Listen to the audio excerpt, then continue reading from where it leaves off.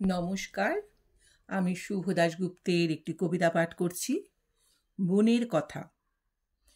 আমার এক ভাই তাজমহল বানিয়েছিল। আপনি তার বুড়ো আঙুল কেটে নিয়েছেন, কেননা আপনি রাজা। আমার এক ভাই মসলিন শাড়িকে একটা আংটির মধ্যে পুড়ে ফেলার মতো করে বানাতে পেরেছিল। আপনি তার বুড়ো আঙুল কেটে নিয়েছেন, কেননা আপনি রাজা। আমার যেসব ভাইরা সবুজ মাঠে রক্ত আর ঘাম জড়িয়ে আপনার গোলায় ভর্তি করেছে শস্যের বিপুল ভাণ্ডার, আপনি তাদের কপালে সেটে দিয়েছেন জনমজুর লেবেল, কেননা আপনি রাজা। আমার যেসব ভাইরা আকাশের মতো খোলা গলায় গান গেয়েছে, কারারই লৌহ কপাট ভেঙে ফেল করলে লোপাট, আপনি তাদের সবাইকে কারাগারে বন্দি করে রেখেছেন, কেননা আপনি রাজা।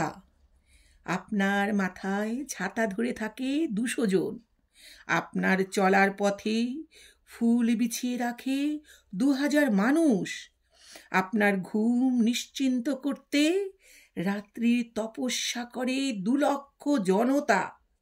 এদের সবাইকে নিয়ে আপনি রাজা।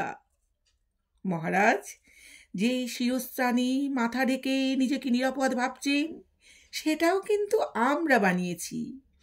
আমারই কোনো ভাই প্রচণ্ড তাপ সহ্য করে হাঁপড় চালিয়ে ছাই মেখে লোহা গলিয়ে লোহা পিটিয়ে বানিয়েছে আপনার বর্ম।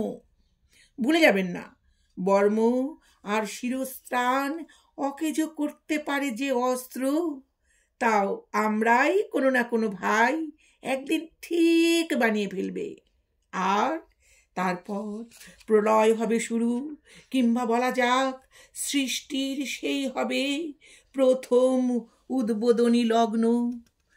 তাজমহল গড়তে গিয়ে আঙুল হারানো ভাই আমার, মসলিন বানাতে গিয়ে আঙুল হারানো ভাই আমার, গোলা ভর্তি ফসল ফলানো ভাইরা আমার, লৌহ কপাট ভাঙার গান গাইতে গিয়ে জেলবন্দি ভাইরা আমার, আবার ফিরে আসবে, আসবেই।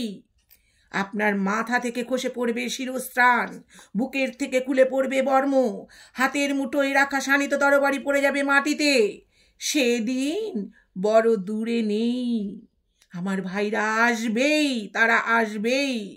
আমি দুবেলা চিৎকার করে রোজ গান গাই, একটি পারুল বোন আমি তোমার, আমি সকাল সাঝে শত কাজের মাঝে তোমায় ডেকে ডেকে সারা দাও সারা গো সারা।